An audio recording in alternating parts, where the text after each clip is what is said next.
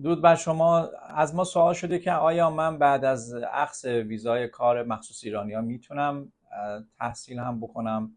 ببینید دوستان، افرادی که با ویزای توریستی وارد کانادا میشن، این افراد میتونن تا 6 ماه بدون مجوز ویزای تحصیلی تحصیل بکنن و نیازی به استادی پرمیت در این شرایط نخواهند داشت.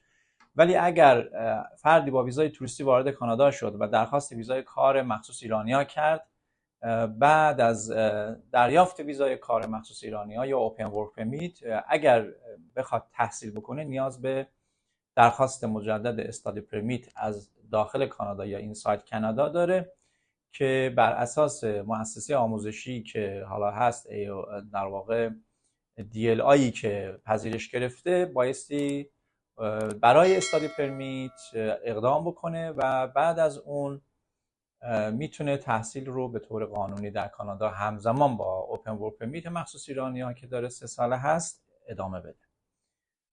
و نکته‌ای که در این خصوص باز لازم است که من همینجا اشاره بکنم این هستش که بعد از اینکه شما اگر همزمان با ویزای کار مشغول بشید و تحصیل هم بکنید، نمیتونید بعد از فارغ التحصیلی از امتیازهای هر دو، یعنی هم کار تمام وقت و سابقه کار تمام وقت در کانادا بهره مند بشید و هم تحصیل در کانادا. این نکته مسئله مهمی است که بایستی دوستان بهش توجه بکنن. موفق باشید.